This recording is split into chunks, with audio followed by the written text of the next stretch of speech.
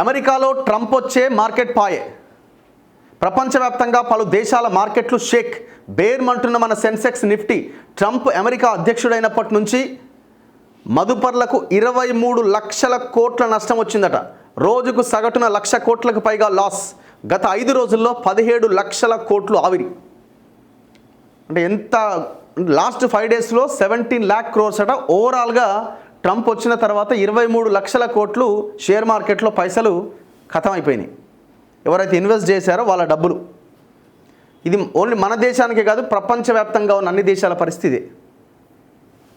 మొత్తం ఏ నుంచి వచ్చిండో, ఓ గెలిపిరి మనోడే ఉన్నాడు, మోదీకి చాలా దగ్గర, అసలు ఆయన గెలవంగానే మన వల్ల గెలిచిందని కూడా చెప్పుకున్నారు కొంతమంది.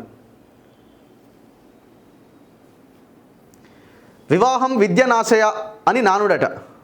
వివాహం విద్యనాశాయ అని నానుడి. అదే కోవలో ట్రంప్ అధ్యక్షుడైతే స్టాక్ మార్కెట్లు సర్వనాశాయ అని ఎన్నికలకు ముందే పలువురు ఆర్థిక నిపుణులు హెచ్చరించారు.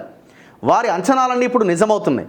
శ్వేత సౌధంలో అడుగుపెట్టిన రోజు నుంచి ట్రంప్ జారీ చేస్తున్న ఉత్తర్వులు, తీసుకుంటున్న నిర్ణయాలు, విధిస్తున్న సుంకాల దెబ్బకు ప్రపంచవ్యాప్తంగా స్టాక్ మార్కెట్లు అల్లాడిపోతున్నాయి.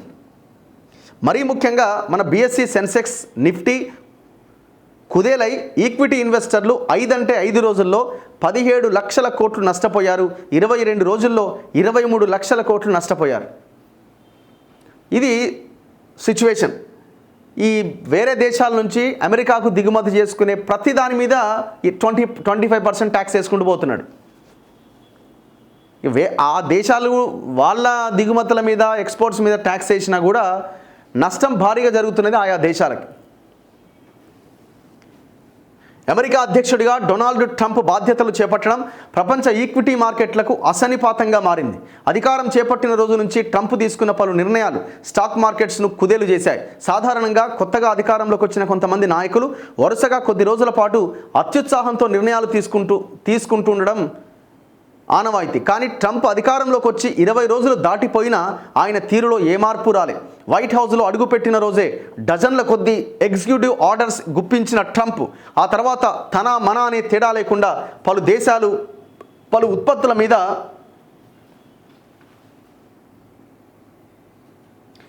ఉత్పత్తుల దిగుమతుల మీద సుంకాల కొరడా జులిపించడంతో ప్రపంచం యావత్తు బెంబేలెత్తిపోతుంది.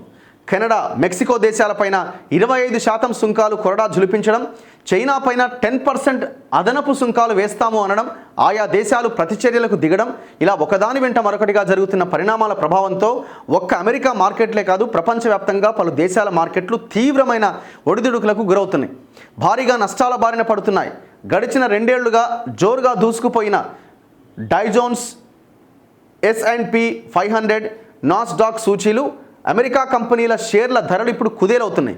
మన ఈక్విటీ మార్కెట్ని తీసుకుంటే ఈ ఏడాది జనవరి 20వ తేదీన ట్రంప్ అధ్యక్ష బాధ్యతలు స్వీకరించిన నాటి నుంచి మంగళవారం వరకు అంటే 22 రోజుల్లో నికరంగా సెన్సెక్స్ 780 పాయింట్లు, నిఫ్టీ 273 పాయింట్లు నష్టపోయినాయి. దీంతో ఈక్విటీ మదుపరుల సంపదగా భావించే BSE లిస్టెడ్ కంపెనీల షేర్ల మార్కెట్ క్యాపిటలైజేషన్ 24 కోట్లకు పైగా పతనమైంది. జనవరి 20వ తేదీన 431.59 లక్షల కోట్లున్న మార్కెట్ విలువ మంగళవారం మార్కెట్ ముగిసే సమయానికి 408 లక్షల కోట్లకు పడిపోయింది. అంటే దాదాపు 23-24 లక్షల కోట్లు. 22 రోజుల్లో 23 లక్షల కోట్ల నష్టం అంటే సగటున రోజుకి 1,00,000 కోట్ల రూపాయలకు పైగా సొమ్ము ఆవిరైపోయింది. ఇక చిన్న మధ్య శ్రేణి కంపెనీల షేర్లు అయితే 40% వరకు దిగజారిపోయినాయట. ఇక ఏమని చదవాలి, ఇవంతా దిగి లెక్క. మొత్తానికి ఓ సైకో లెక్క తయారైందనమాట. ఆ నిర్ణయాలన్నీ అన్ని దేశాలను ఆగమాగం చేస్తున్నాయి. ఇక అదానికి దేశ ప్రజలేమో దుమ్మెత్తి పోస్తున్నాడు, ట్రంప్ వాడేమో అండగా నిలబడ్డాడట. ఇక అదానీ పైన చర్యలొద్దు అమెరికన్ కాంగ్రెస్ సభ్యులట.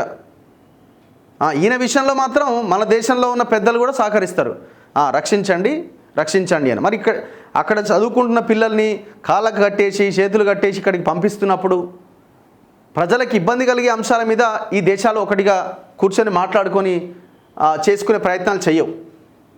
ఇక్కడ వ్యాపారవేత్త కదా, 2 దేశాలకు ఉపయోగపడేటోడు కదా, ఇక్కడ జనం సొమ్ము జనం రక్తం దాకా ఆడబెడతాడు కదా, ఇన్వెస్ట్ చేస్తాడు కదా, ఇద్దరికి కావాలి. ఏం నిర్ణయం తీసుకున్నట్ట అంటే అదానికి ఉపశమనం కలిగించినట ట్రంప్.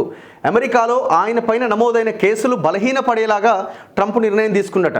విదేశీ అవినీతి కార్యకలాపాల చట్టం అమలు నిలిపేసిండట. మోదీ పర్యటనకు ముందు నిర్ణయం. ఆంధ్ర, ఒడిశా సహా 5 రాష్ట్రాల అధికారులకు భారీ లంచాన్నిచ్చినట్టు అది అదానీ పైన ఆరోపణ. FCPA చట్టం కిందే గతంలో కేసులు. ఈ కేసు ఏంటంటే తెలంగాణ ఆంధ్రాలో ఉన్నటువంటి అధికారులకి పెద్ద ఎత్తున లంచాలు ముట్టజెప్పి ఇక్కడి నుంచి కాంట్రాక్టులు పొందిండు అన్నది ఆయన మీద అభియోగము. ఆ అభియోగాన్ని లేవనెత్తింది, దాన్ని ప్రూవ్ చేసింది కూడా అమెరికాలో ఉన్న సంస్థలు, మన దేశంలో ఉన్న వాళ్ళు కాదు. అమెరికాలో ఉన్న వాళ్ళ విచారణలో తేలింది. బేసిక్గా ఏదైనా ఒక కంపెనీ ఇక్కడి నుంచి వెళ్ళిన వాళ్ళు అక్కడ ఇన్వెస్ట్ చేయాలనుకున్నప్పుడు వాళ్ళ యొక్క మొత్తం అంతా డేటా వాళ్ళు కలెక్ట్ చేస్తారు. అసలు వీళ్ళకి ఎట్లా ఇన్వెస్ట్ చేస్తున్నారు, వీళ్ళ మార్కెట్ ఏంది, వీళ్ళ కథ ఏంది అని. ఆ విచారణలో భాగంగా ఆ కంపెనీలకు దొరికిన అత్యంత విలువైన సమాచారం ఏంటంటే అదానీ ఇక్కడ భారతదేశంలో, నాట్ ఓన్లీ తెలంగాణ, ఆంధ్ర, భారతదేశంలో అధికారులకు లంచాలు ఇచ్చి కాంట్రాక్టులు పొందిండు అన్నది వాళ్ళ విచారణలో నిగ్గుదేలింది. ఆడ కేసులైనవి. ఇప్పుడు దాని విషయంలో ట్రంప్ ఎంటర్ అయ్యి విదేశీ అవినీతి కార్యకలాపాల చట్టం అమలుని ఆపేసిండట. ఎప్పుడు? నరేంద్ర మోదీ గారు అమెరికాలో అడుగుపెట్టే ముందు గిఫ్ట్ ఇచ్చిండన్నట్టు.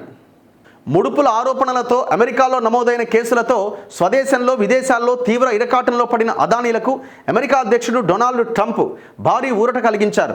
వ్యాపారాల కోసం అమెరికా, ఇతర దేశాల వ్యాపార సంస్థలు లంచాలు ఎరచూపకుండా అడ్డుకునే విదేశీ అవినీతి కార్యకలాపాల చట్టం అమలును నిలిపేశారు. విదేశాల్లో వ్యాపారాలు నిలబెట్టుకునేందుకు సదరు విదేశాల అధికారులకు ముడుపులు ఇచ్చిన అమెరికన్ సంస్థల ప్రాసిక్యూషన్ను స్తంభింపచేస్తూ సోమవారం కార్యనిర్వాహక ఆదేశాలు జారీ చేసిందట. అది ఈడ ప్రజలకి సంబంధించిన విషయంలో కలిసి కూర్చొని నిర్ణయాలు తీసుకోలే. ఈ అదాని కోసం నిర్ణయం తీసుకున్నారు. కావాల్సిన ఆయనే కదా, రేపు ఎలక్షన్లో డబ్బులు ఎట్లా వస్తాయి మరి.